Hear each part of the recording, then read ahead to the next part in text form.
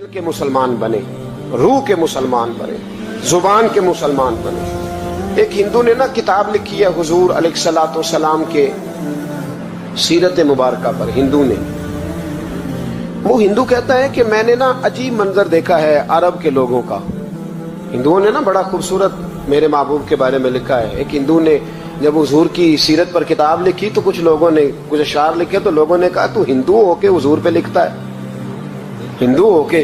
اس نے بڑا عجیب جملہ کہا، کہنے لگا ہو جائے عشق کسی سے کوئی چارہ تو نہیں، اور صرف مسلم کا محمد پہ اجارہ تو نہیں، صرف مسلم کا محمد پہ۔ اور پھر کہنے لگا نام و نسب سے اگرچہ ہندو ہوں پر کملی والے میں تیرا سادھو ہوں، کملی والے میں تیرا سادھو، میں تو ساتھ دیوانہ ہوں یا رسول اللہ آپ کا۔ تو نبی پاک علیہ السلام کے بارے میں لوگ لکھتے ہیں، وہ کہتے ہیں وہ محبت سے نہیں لکھ رہا، وہ سمجھ لیں کہ ایک عالمی تجزیہ نگار ہے تو ایک تجزیہ دے رہا ہے۔ کہتا میں نے دو قسم کے عرب دیکھے، دو قسم کے۔ ایک عرب میں نے وہ دیکھے جو اتنے انا پرست ہیں، اتنے خود غرض ہیں، اتنے اپنے ذات کے بت میں الجھے ہوئے ہیں کہ وہ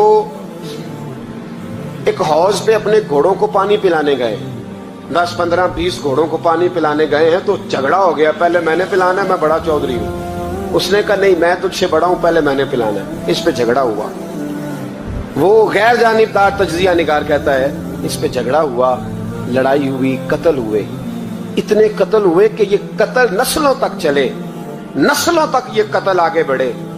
وہ کہتا ہے ایک میں نے وہ عرب دیکھے، اور پھر کچھ عرصے کے بعد مکے اور مدینے میں اللہ نے اپنے نبی کو بھیجا، مصطفیٰ کریم علیہ السلام آئے۔ کہتا پھر انہی عربوں کا میں نے ایک اور رنگ بھی دیکھا، انہی عربوں کا میں نے ایک اور رنگ، وہ جو گھوڑے کو پانی پلانے پر لڑ رہے تھے، آج میں نے دیکھا کہ ایک جنگ کے موقع پر 3 صحابہ یا 7 صحابہ زخمی پڑے، زخموں سے چور ہیں۔ ایک آدمی پانی کا پیالہ لے کے آیا، ایک کو کہا پانی پی لو، زخمی ہو، شدید زخمی ہو، نزع کا عالم ہے، تھوڑی دیر میں ہو سکتا ہے شہادت نصیب ہو، پی لو۔ کل جو گھوڑے کو کہتا تھا پہلے میں نے پلانا ہے، میں نے پلانا ہے، آج وہی قوم میں نے عجیب رنگ دیکھا، کہا پانی پی لو۔ تو کہنے لگا یار میں تھوڑا زخمی ہوں، یہ جو میرے ساتھ لیٹا ہے یہ زیادہ زخمی ہے، پہلے اس کو پلا دے، میرے بھائی کا بھلا ہو جائے۔ کہتا پانی لے کے اس کے پاس پہنچے، اس کو کہا تو پی لے، تو وہ کہنے لگا نہیں میں زخمی ضرور ہوں پر جوان ہوں، یہ میرے ساتھ جو صحابی لیٹے ہیں یہ زخمی بھی ہیں بوڑھے بھی ہیں، ان کو پہلے پلا۔ میں بات کرتے میں تیسرے کے پاس گیا تو اس نے کہا نہیں یار چوتھے کو پلا، وہ زخمی بھی ہے بیمار بھی ہے، اسے زیادہ ضرورت ہے۔ کہتے چوتھے کے پاس گیا تو وہ تڑپ اٹھا، کہنے لگا 5ویں کو پلا، اس لیے کہ اسے زخم مجھ سے پہلے لگا ہے، اس کا جہاد بھی مجھ سے سخت ہے۔ کہتے اس کے پاس گیا تو کہنے لگا یار 6 کے پاس چلا جا، اس لیے کہ اس کا وقت مجھے زیادہ قریب لگ رہا ہے۔ کہتے میں 6 کے پاس گیا تو وہ بول اٹھا، کہنے لگا وہ 5 جس رسول کا کلمہ پڑھتے تھے میں بھی اسی محمد کا ماننے والا ہوں، تو مجھے نہ پلا 7ویں کو پلا۔ کہتے اس کے قریب گیا اور میں نے وہ منظر دیکھا کہ وہ کہنے لگا نہیں اگر وہ 6 قربانی دے سکتے ہیں تو میں نے بھی نبی پاک سے تربیت لی ہے، تو پہلے کے پاس جا۔ کہتے میں اس کے پاس جا کے کھڑا ہوا تو روح پرواز کر گئی، میں دوسرے کے پاس گیا تو کلمہ پڑھ کے شہادت کا جام پی گیا، میں تیسرے کے پاس گیا تو حوض کوثر تک وہ بھی پہنچ گیا۔ کہتے ہیں 7 کے 7 وصال کر گئے، پانی میرے ہاتھ میں تھا، اور میں اس صحرا میں کھڑے ہو کے سوچ رہا تھا یہ وہ لوگ ہیں جنہوں نے دل کا کلمہ بھی پڑھا ہے، روح کا کلمہ بھی پڑھا ہے، یہ ان کا صرف وجود نہیں جھکتا رب رسول کی بارگاہ میں، جب یہ جھکتے ہیں تو ان کے دل بھی جھکے ہوئے ہوتے ہیں، ان کی روحیں بھی جھکی ہوئی ہوتی۔ حالات بدل گئے میرے بھائی۔ ایک زمانہ وہ تھا جب حضرت عمر فاروق کی لونڈی نے کلمہ پڑھا، ہاں حضرت عمر لونڈی نے کلمہ پڑھا تو حضرت عمر نے اسے الٹا لٹکا لیا، درے مارتے۔ بی بی کہتی ہے عمر مجھے اتنا مارتے کہ مارتے مارتے تھک جاتے، پھر پانی منگاتے، پانی پی کے پھر مارتے۔ یہ وہی عمر ہے جو کہتے جو کلمہ پڑھے گا گردن کاٹ دوں گا، یہ وہی عمر ہے جو کوئی غریب مسکین قریب نہیں پھٹک سکتا تھا، لونڈی کو دروں سے مارتے، وہی عمر کلمہ پڑھ گئے۔ اور پہلے تو ایک قبیلے کے سردار تھے نا بھائی، پہلے ایک قبیلے کے سردار تھے، تو الٹا لٹکا کے مار. چاہیے تھا نا جب امیر المومنین بنتے زیادہ سخت ہو جاتے اور ان کے اندر سختی آتی. اور امیر المومنین بن گئے. 24 لاکھ مربع میل پر حکومت, 24 لاکھ مربع میل کا حکمران, چہرے پہ نقاب پہنا. کنز الاموال میں روایت موجود, وہی عمر جو کل غریب عورت کو دروں سے مارتے ہیں, وہی عمر. انقلاب آ گیا, سوچ بدل گئی, نگاہ اور دل مسلمان ہو گئے.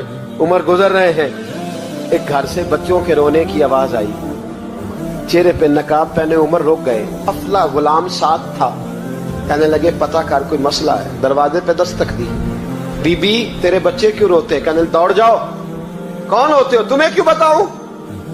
غریب ہر ایک کو نئی داستان بتائیں. ابھی ایک جماعت آ گئی, مجھے بتاؤ میں حل کروں گا. پھر دوسرا آ گیا زخم ٹٹولنے, مجھے بتاؤ میں کس کس کے سامنے زخم کھولیں, کس کس کو بتائیں. بی بی کہنے لگی جا دوڑ جا. درجنوں آتے ہیں, روز پوچھتے ہیں, پوچھ کے تو بھی جا. آدھی رات کو تو کون ہے؟ حضرت عمر منت کرنے لگے. کہنے لگے بی بی تیری مہربانی بتا تیرے بچے کیوں روتے ہیں. تو عورت تڑپ کے بولی. کہنے لگی تو نہیں جاتا تو سن پھر. میرے بچوں کی غلطی یہ ہے کہ یہ غریب بھی ہیں اور یتیم بھی ہیں. ان کی غلطی ہے کہ ان کا باپ چلا گیا ہے. ان کی غلطی یہ ہے انہوں نے غریب گھروں میں پرورش پائی ہے. ان کی غلطی یہ ہے کہ ان کا دادا رئیس نہیں تھا. ان کی کوتاہی یہ ہے کہ ان کا نانا جاگیردار نہیں تھا. ان کی غلطی یہ ہے کہ ان کی ماں جہیز میں کچھ لے کے نہیں آئی. اور کیا پوچھنا ہے؟ حضرت عمر کہنے لگے بہن ماجرا کیا ہے؟ کہنے لگی باپ انتقال کر گیا. عمر جب سے حکمران بنا ہے اس گاؤں میں کبھی اس نے پھیرا ہی نہیں ڈالا. وہ آیا ہی نہیں. میری غریبنی کے بچے ساری ساری رات بھوک سے روتے, وہ کبھی آیا ہی نہیں. یہ غلطی ہے. پہلے تو میں کچھ نہ کچھ ان کو خشک روٹی کھلا دیتی تھی. آج تو گھر میں کوئی شے نہیں. شام سے لے کر پانی اور روڑے ہنڈیا میں ڈالے ہیں, پکاتی جاتی ہوں. کہا تھا چلو سو جائیں گے, اور بھوک بڑی ظالم ہے, نیند بھی نہیں آنے دے. سب روکاں دا روک محمد, جس دا نام غریبی کنڈ ولا کے لنگ جاندے نی دوست یار قریبی.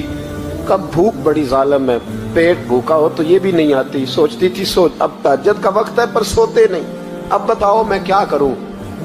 عمر تو 24 لاکھ مربع میل کا حکمران ہے, اس کچی بستی میں کیسے پھیرا ڈالے گا. حضرت عمر دوڑے گئے. 60 سال عمر, کندھے پہ اناج کا تھیلا رکھا, کندھے پہ. غلام کہتے حضور مجھے دے دے. فرمایا بتا قیامت میں بھی میرا بوجھ اٹھائے گا. حضرت عمر لائے. پھر عمر نے اس بی بی کے گھر میں چراغ روشن کیا. پھر بوڑھے عمر کہتے میری بیٹیاں تھیں, میری بیویاں تھیں, میں نے کھانا کبھی نہیں پکایا تھا. میں نے اس بی بی سے کہا بہن تو بیٹھ جا. بیٹھ گئی. عمر کہتے ہیں میں نے آگ جلائی. آپ کے غلام کہتے ہیں جب عمر آگ میں پھونکے مارتے تھے تو ان کی داڑھی سے دھواں نکلتا تھا. عمر نے آگ جلائی. پھر فاروق کہتے ہیں میں نے کبھی روٹی نہیں پکائی تھی پر آج میں نے آٹا بھی گوندا. 24 لاکھ مربع میل کا حکمران. او بھائی جب تیرا دل اور نظر مسلمان ہوتی ہے تو پھر تو جھوٹے دعوے نہیں کرتا. پھر دین تیرے لفظوں میں, جملوں میں, تقریروں میں نہیں رہتا. حضرت سیدنا عمر فاروق رضی اللہ تعالیٰ عنہ آٹا گونتے, داڑھی ساری آٹے سے بھر گئی. پھر عمر فاروق روٹیاں پکاتے تو ہاتھ جلتے. پھر سالن پکایا. پھر عمر نے دسترخوان بچھایا. پھر وہ چھوٹے چھوٹے بچوں کا عمر نے منہ دھلایا. پھر فاروق اعظم روٹی کے لقمے ان کے منہ میں ڈالتے اور روتے. کہتے بیٹو عمر کو پتہ نہیں چلا کہ تم بھوکے تھے. بیٹیوں عمر کو خبر نہیں تھی. عمر سے ناراض تو نہیں ہو. چھوٹے چھوٹے بچے کہتے ہمیں تو پتہ بھی نہیں عمر کون ہے. آپ کیا بات. پھر ان کو عمر فاروق نے کھلایا. پھر فاروق اعظم شہر میں بیٹھ گئے, ان کو ہنساتے رہے. غلام کہتے حضور اب کیا کرتے ہو؟ فرمایا جو میری وجہ سے روئے تھے انہیں خوش نہ کروں. پھر اس بی بی کی طرف متوجہ ہوئے. کہنے لگے اگر عمر نہیں آیا تو آپ ہی خبر کر دیتی. بی بی کہنے لگی ڈیوٹی عمر کی ہے خبر لینے کی, میری نہیں ہے کہ میں جا کے بتاؤں. میں کیوں بتاؤں؟ حضرت عمر کہنے لگے چل عمر کو معاف کر دے. کہنے لگی اسے کیا معاف کرنا ہے, میں تو دعا کرتی ہوں اللہ اسے ہٹا دے اور آپ کو بنا دے. میری دعا ہے کہ وہ چلا جائے آپ آ جائیں. فرمایا اگر میں بن جاؤں تو عمر کو معاف کر دو گی؟ کہا ہاں کر دوں گی. حضرت عمر نے چہرے سے نقاب اتارا. फरमाया बीबी मैं उमर ही हूँ, तूने देखा नहीं था, जा तेरी दुआ मकबूल हो गई। वो बीबी कहने लगी आपके सामने इतनी जली कटी सुनाई। फरमाया बस एक वादा कर, अगर तूने उमर को यहाँ माफ कर दिया है तो वहां भी माफ कर देना। वहां भी सवाल, शर्त ये है तेरा दिल कितना मुसलमान है। हमारा ये हाल है, हम जुमलों के मुसलमान, लफ्जों के मुसलमान, हम अपने आप को खींच खांच के मस्जिद में ला के 2-4 रखते भी पढ़ ही लेते, पर दिलो निगाह अगर मुसलमान नहीं तो फिर कुछ भी नहीं। देखे ना कितने आला लफ्ज है हदीस में। नबी पाक ने फरमाया मैं उसे अपना मोमिन ही नहीं मानता। सहाबा कहते हैं पूछने लगे थे किसे, तो हुजूर ने दूसरा बार फिर कह दिया, फरमाया मैं अल्लाह की कसम उसे मोमिन नहीं मानता। तीसरा जुमला पूछने लगे तो हुजूर ने फिर बोल दिया, फरमाया मैं नहीं मोमिन मानता। हुजूर किसे? फरमाया जो खुद तो पेट भर के खाए और उसका पड़ोसी भूखा सो जाए। 3 दफा हुजूर ने कहा मैं मोमिन ही नहीं मानता। इतनी मर्जी तस्बीह पढ़े, ना मर्जी रब रब कहे, तो मेरे भाई याद रखे। रहमतुल्लाह अलैह दरवेश थे दिल्ली के, बहुत सारे लोग मुरीद थे। एक बड़ा खिदमत गुजार मुरीद था, मजदूरी करता था, गरीब था, तो 6 बेटियां थी उसकी। हजरत साहब के पास रोज आके कहता हुजूर बच्चियों के लिए दुआ करें, अल्लाह कोई असबाब पैदा कर दे। एक बच्ची की शादी का खर्चा 1000 दिनार है और मैं गरीब हूं। हजरत साहब दुआ कर देते। खानका शरीफ के थोड़े ही फासले पर, हजरत जहां बैठ के मुरीदों की तरबियत करते थे, उससे थोड़ा ही फासले पर ना एक ईसाई रहता था, बड़ा मालदार था, बड़ी सारे ऊंट, गायें, भेड़, बकरियां रखी हुई थी, और हजरत शरफुद्दीन रहमतुल्लाह अलैह की बड़ी मुखालफत करता था। और ये जो आपका गरीब मुरीद था, ये उसका पड़ोसी था। एक दिन बुला के ना उनको कहने लगा कि तू किधर जाके जो है वो टकरे मार रहा है, वहां से कुछ नहीं मिलने वाला। वो तुझे क्या देंगे जिनकी खानका खुद चंदे पे चलती है, मदरसा चंदे पे चलता है, मस्जिद चंदे पे चलती है, तेरी बेटी का मामला कहां हल होगा? तो उस दरवेश ने कहा कि तू मेरे पीर को नहीं जानता, तू अजय मेरा महबूब नहीं डिठा, तो पता नहीं ना, तू इस रास्ते का मुसाफिर नहीं, तू नहीं जानता। उनका बस चले ना तो वो हर कीमत में मेरी बेटियों की शादी करा दे। अब वो ईसाई था, कहने लगा अच्छा चलो ठीक है, अगर इतनी बात है ना तो जाओ उनसे जाके कह दो कि 6 साल के लिए मेरे साथ मुआहदा कर ले, तो मेरे जानवरों को चारा डाल दिया करे, 6 साल ड्यूटी करे, मैं 6000 दिनार दे देता हूं। वो मेरे साथ 6 साल मेरे जानवरों को चारा डाले, रखते हैं ना अब चारा डालने के लिए एडवांस पैसे दे के। अब तो लोग उन्हें भी गुलाम ही बना लेते हैं, बड़ी थोड़ी तनख्वाह देते हैं, जुल्म करते हैं, पूरा मुआवजा नहीं देते। हजरत शेख शरफुद्दीन के बारे में वो कहने लगा जो अपने पीर से जाके कह के मेरे जानवरों को 6 साल चारा डाले, मैं 6000 दे देता हूं, तू जो कहता है हर कीमत पे जाने को तैयार है। उसने जब ये बात की तो मुरीद ने नाराज हो गया, वो लड़ाई हो गई, गिरबान पकड़ लिया, झगड़ा हुआ, बात बड़ी दूर गई। इस तरह की बात करता मेरे हजरत के बारे में, तेरे जैसे कई मैं वहां काम पे रखा दूं। जब वो बड़ी बहस हुई, बात मोहल्ले में, इलाके में फैल गई, दुनिया ने सुन ली, तो शेख शरफुद्दीन तक भी पहुंच गई। इस तरह झगड़ा हुआ है। लोग सो गए इशा की नमाज के बाद। हजरत साहब ने ना सर पे कपड़ा लिया, उस ईसाई के दरवाजे पे दस्तक दी, वो बाहर आया, फरमाने लगे लोग तो सोच समझ के मुलाजम रखते हैं, तूने भी तो सोच ही लिया होगा, तभी तो मुझे ऑफर की है। तू अपनी ऑफर पे कायम है? वाकई मुझे रख लेगा और 6000 दिनार दे देगा? कहने लगा जा बाबा काम कर अपना। फरमाया नहीं, तूने इतने लोगों में बात की, इतनी बहस हुई, तो कायम है?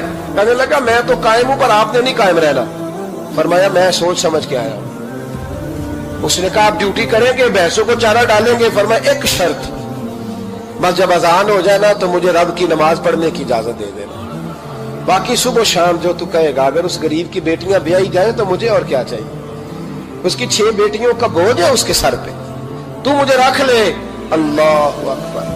वो कहने लगा चले पे मेरे साथ खते बंदगी कर ले, आजकल हम स्टाम करते हैं, उस जमाने में खते बंदगी होता था, गुलामी का खत, काजी शहर के पास, यानी उसका ख्याल था कि चलो स्टाम की बात करूंगा तो भाग जाएंगे। फरमाया चल मैं तैयार हूं। काजी तक गए, तय हो गया, 6000 दिनार दे दिए। हजरत ने मुरीद को बुलाया, फरमाया पुत्र ये ले जा मेरी बेटियों को रवाना कर दे। कहने लगा हुजूर ये क्या कर रहे हो आप, कुछ सोचे? फरमाया यार जब तुझे बेटा बना लिया तो फिर मेरी पोतियां तो लगती हैं ना, मेरा हक तो बनता है ना, जा जाके ड्यूटी कर, उनको ब्याह दे। बात फैल गई, बादशाह भी अकीदतमंद था, वो 12000 दिनार लेके पहुंचा। کیا بتاؤں ان رب کے بندوں کا دل کیسا ہوتا ہے, کیا درد ہوتا ہے, کیا رنگ. 12,000 دینار لے کے بادشاہ آیا اور آگے حضرت کو پیش کیے کہ حضور آپ دیں اس عیسائی کو ڈبل دیں اور جائیں کام کریں. آپ فرمانے لگے تو پیسے دے, شرطیں نہ لگا, میرا جہاں دل کرے گا میں خرچ کروں گا, مجھے تو مزہ ہی اب آنے لگا ہے, ابھی تو لطف آ رہا ہے, ابھی تو ذائقہ آیا ہے کچھ کرنے کا, پیسے دینے ہیں تو دے, پابندی نہ لگا, جہاں میرا دل کرے گا میں. اس نے کہا حضور ٹھیک ہے رکھ لے. حضرت نے فجر مسجد میں پڑھی, جیب میں 12,000 دینار تھے, اعلان فرمایا بھی کسی اور کی بیٹی بھی بیٹھی ہے تو پیسے میرے پاس ہے. وہ 12,000 دینار بھی بانٹ دیا, اور 12,000 دینار بانٹ کے نہ تو پھر چلے گئے کھیت میں چارہ کاٹنے. اس عیسائی کو کسی نے بتلایا کہ ان کے پاس تو 12,000 آیا ہے پر تجھ سے جان نہیں چھڑائی انہوں نے. وعدہ یہ ہوا تھا کہ 6 دیں گے تو جائیں گے, جب تک دیں گے نہیں تیرے گھر میں کام کریں گے. وہ نہ چارہ کاٹ رہے تھے, حضرت صاحب تو وہاں پہنچ گیا, دور جا کے کھڑا ہو گیا, کہنے لگا بابا پہلے تو میں نے مسلمانوں کے اخلاق سنے تھے, اب تو میں نے دیکھ بھی لیے, پر یہ بتا جب 12,000 آیا تھا جان کیوں نہیں چھڑائی. تو حضرت چارہ کاٹتے کاٹتے رو پڑے, فرمانے لگے تو نہیں نہ جانتا یہ بیٹیاں سانجھی ہوتی ہیں, پتہ نہیں نا, میرے رسول پاک نے تو حاتم تائی کی بیٹی کے سر پہ کپڑا رکھ کے کہا تھا بیٹیاں برابر ہوتی ہیں, تو یہ نہیں پتا جب اس کی 6 بیٹیوں کی شادی ہوئی ہے. میرے اندر روحانیت کتنی بڑی ہے. فرمایا پھر 12,000 آیا ہے تو 2-4 بچیاں پھر گئی ہیں, تو یہ نہیں پتا میں اندر سے راضی کتنا ہوں, میں تیری نوکری کرتا رہوں گا, پتہ نہیں اللہ کتنی بیٹیوں کو بیاہ دے گا. اتنا رویا وہ عیسائی کے پیروں میں بیٹھ گیا, کہنے لگا بابا میں نے تیری مخالفت کی ہے پر تیرے قریب آ کے پتہ چلا ہے تو بہت اونچے اخلاق کا مالک ہے, اور اگر تیرا یہ مقام ہے تو تجھے اخلاق سکھانے والے محمد عربی کی شان کتنی ہوگی. ظالم کی بولیے جاتے نہیں لوگ جھوٹے گواہ بن کے, وکیل صاحب کو نہیں پتا ہوتا کہ یہ بندہ مجرم ہے جو میرے پاس آیا, کیا مجرموں کے وکیل نہیں ہوتے؟ بولے تو اس کو پتہ نہیں ہوتا وکیل صاحب کو کہ یہ صاحب مجرم ہے, میرے پاس مقدمہ لے کے آئے, اور اگر بے ادبی نہ ہو جائے تو میرا خیال ہے قاضی عدالت کو بھی پتہ ہوتا ہے کہ مجرم کون ہے اور مظلوم. میرے نبی پاک صلی اللہ علیہ وسلم نے اس قدر زیادہ سختی فرمائی اس مسئلے میں, فرمایا جس کو پتا تھا کہ فلاں آدمی ظالم ہے, ظلم کر رہا, پھر وہ ظالم کا گواہ بنا یا اس نے ظالم کی مدد کی, کتنی کی؟ شارحین لکھتے ہیں چاہے اس نے ایک جملہ بول کے کی, چاہے ایک, سارے بولیے, چاہے ایک غریب کو اس نے ظلم کیا تو کہتے ہیں علاج یہ, چاہے ایک جملہ بول کے کی, شارحین اس حدیث کی شرح میں لکھتے ہیں ایک جملہ بول کے چاہے مدد کی.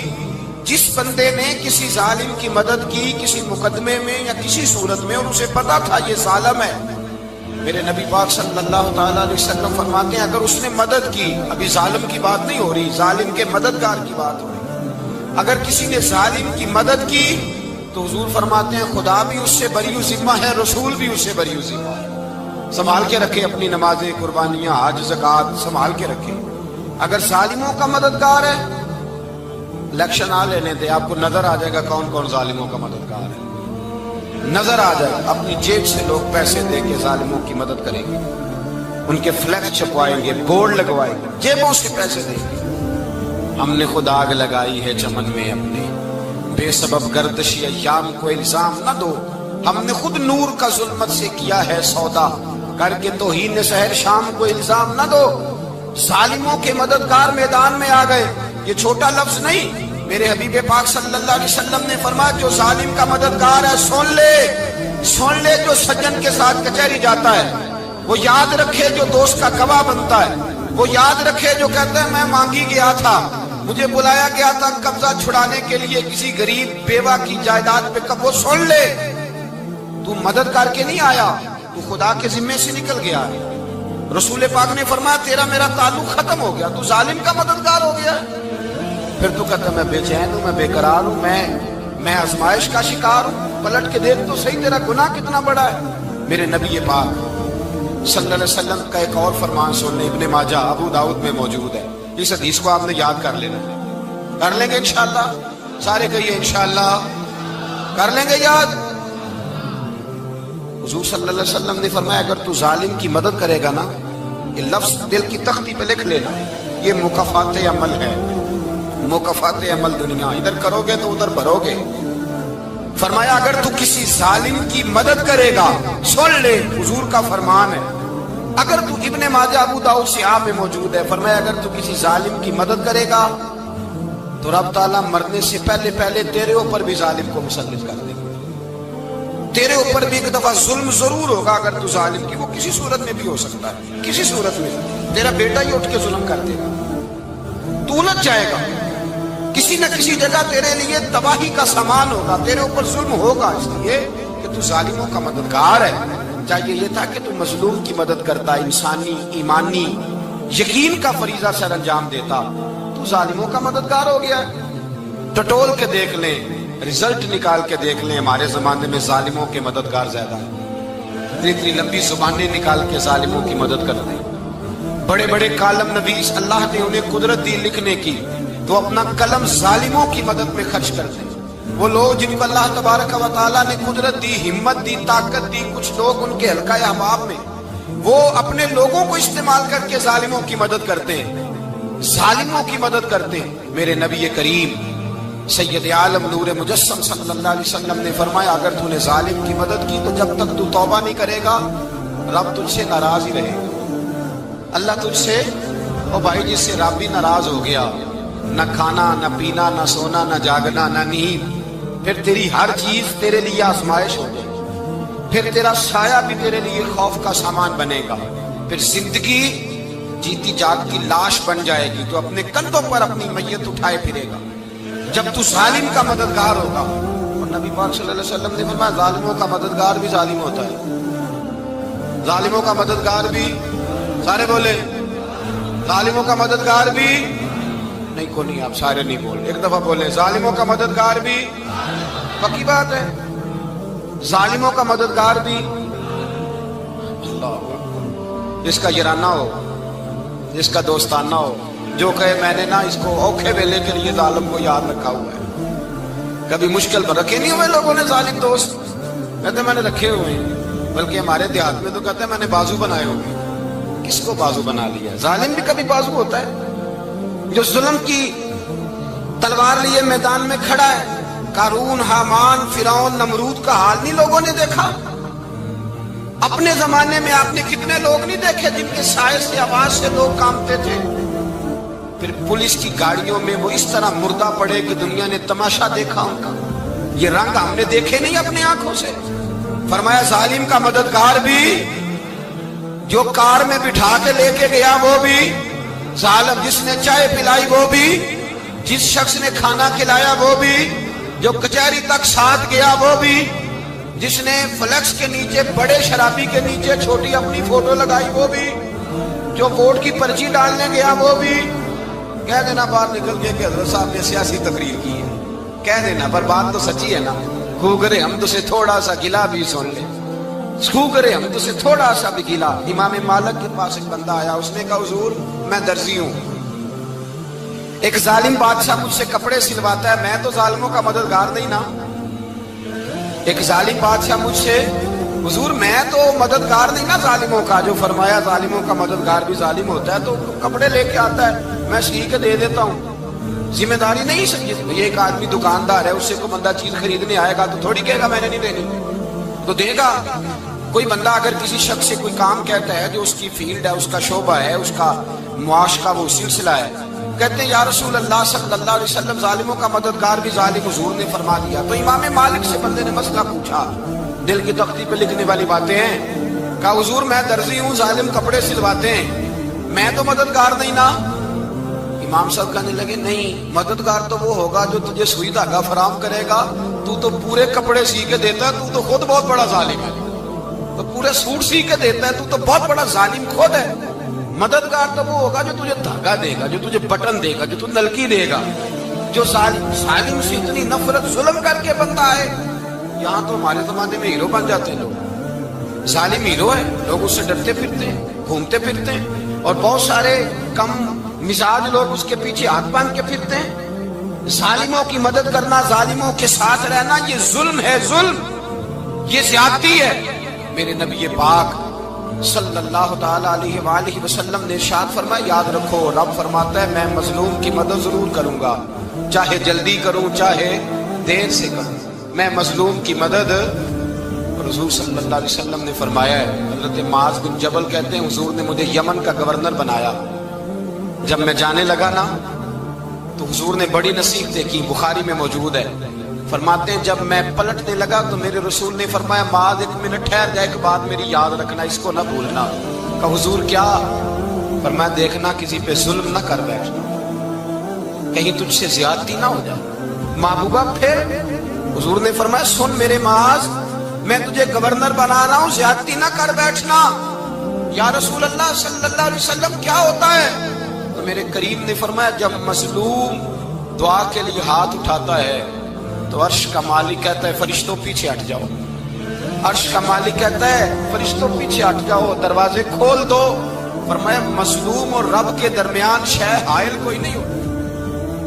مولا رومی رحمت اللہ علیہ فرماتے ہیں ایک دن نا شیر نے، کہتے شیر نے ایک دن نا ریچھ کو ساتھ لے لیا اور ساتھ لے لیا لومڑی کو، اس نے کہا اور شکار کرنے چلے، چلو جی، شیر کی مہربانی ذات لے لیا ہے، حالانکہ اس کو کسی کی مدد کی ضرورت ہے، وہ تو بادشاہ ہے، بادشاہ سلامت نے ساتھ لے لیا، شکار کیا 3 چیزوں کا، ایک شکار کیا خرگوش، ایک ہرن، ایک گائے۔ اب وہ شکار کر کے واپس آئے تو جو ریچھ تھا نا ذرا اکڑ اکڑ کے چلنے لگا کہ بادشاہ کے ساتھ میں بھی تھا، یعنی شکار میں میرا بھی حصہ، اور شیر بھی سمجھ گیا بات کو کہ اس کا دماغ خراب ہو رہا ہے، حالانکہ میں نے تو ویسے ہی ساتھ لیا۔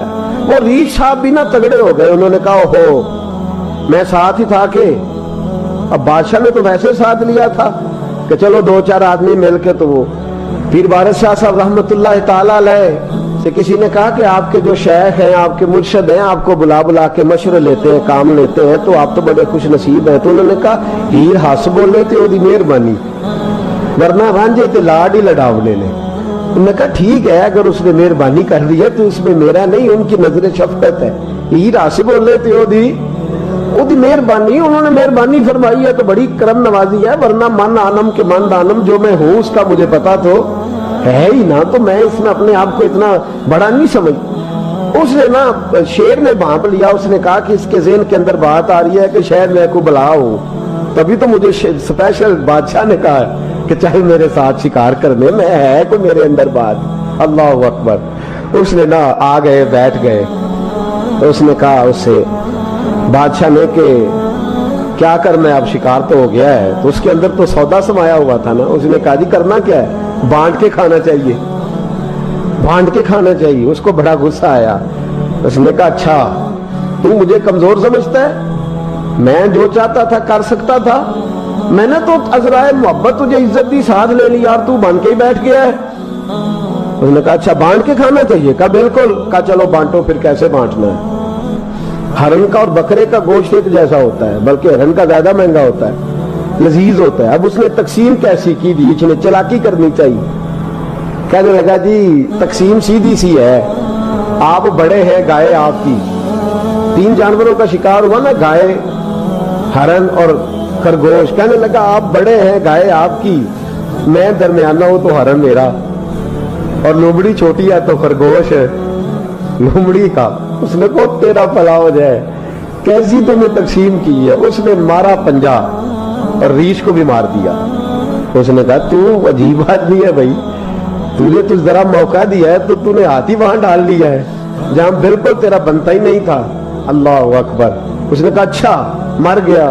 اب لومڑی بھی سنبھل کے بیٹھ گئی، لومڑی ذرا تیز ہے، چلاک ہے، تو مولا رومی علیہ رحمہ کہتے ہیں، اور شیر کہنے لگا لومڑی سے چل تو تقسیم کر، تو تقسیم کر کیا کرنا چاہیے۔ تو کہنے لگی بادشاہ سلامت تقسیم بڑی سادی سی ہے، سویرے ناشتہ خرگوش کا کرے، دوپہر کو آپ جب کھانا کھانے لگے تو ہرن تناول فرمائیں، اور شام کو ذرا آپ زیادہ کھاتے ہیں تو آپ گائے کھائیں، یہی تقسیم ہے۔ بڑا راضی ہوا شیر۔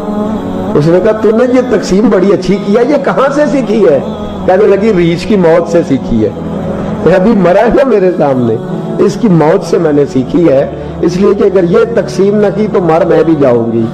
بات تو تفنن کی ہے, ظرافت کی ہے, لیکن ملا رومی کیا فرماتے ہیں؟ وہ فرماتے ہیں دوسروں کی موت سے ہی سیکھ جا.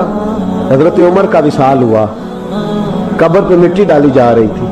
حضرت ابو درداء نے نا یوں مٹی پکڑی ہوئی ہے, تو ایک ایک چلو کر کے مٹی ڈالتے ہیں نا, پہلے 3 چلو ڈالتے ہیں کہ چلو ہمارا بھی اس نیکی میں حصہ ہو جائے. تو مٹی ڈالنے کے لیے نا مٹی پکڑی ہوئی تھی. توجہ ہے آپ کی میری بات پر؟ اس مٹی کو لے کر کے جا رہے تھے حضرت ابو درداء. مٹی لے کے جاتے حضرت سیدنا ابو درداء حضرت عمر کی قبر پر ڈالنے کے لیے, یوں پکڑی ہاتھ میں. مٹی ڈالنے کا ارادہ کرتے تو واپس آ جاتے, پھر جاتے تو واپس آ جاتے, پھر جاتے.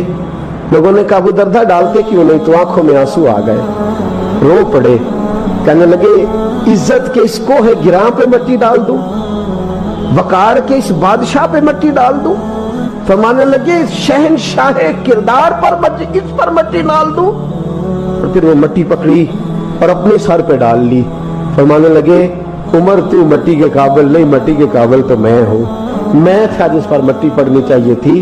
اور آپ فرمانے لگے لوگوں سن لو, اگر عمر جیسے تقوی کے بادشاہ بھی رب نے اس زمین سے اٹھا لیے تو ہم بھی بچیں گے نہیں. ہم نے بھی اللہ کی بارگاہ میں جانا ہے. اگر اتنے پاک باز لوگ اگر نیکی ہی دنیا میں رہنے کا سبب ہوتی تو یہ پاک لوگ ہمیشہ دنیا میں رہتے. فرمایا اگر یہ چلے گئے تو چلے, ہم نے بھی جانا ہے. حضرت خضر علیہ السلام آئے, کہنے لگے حضور شیخ عبد القادر جیلانی سے کہنے لگے آپ دعا نہ کریں, میں پیغام لے کے آیا ہوں, اس کے نصیب میں ہی اولاد نہیں, نہ کریں دعا. نے کر دی پر یہاں تو ہے ہی نہیں. تو یہ لاڈلے ہیں نا رب رسول کے, اللہ رسول کو منا لیتے ہیں.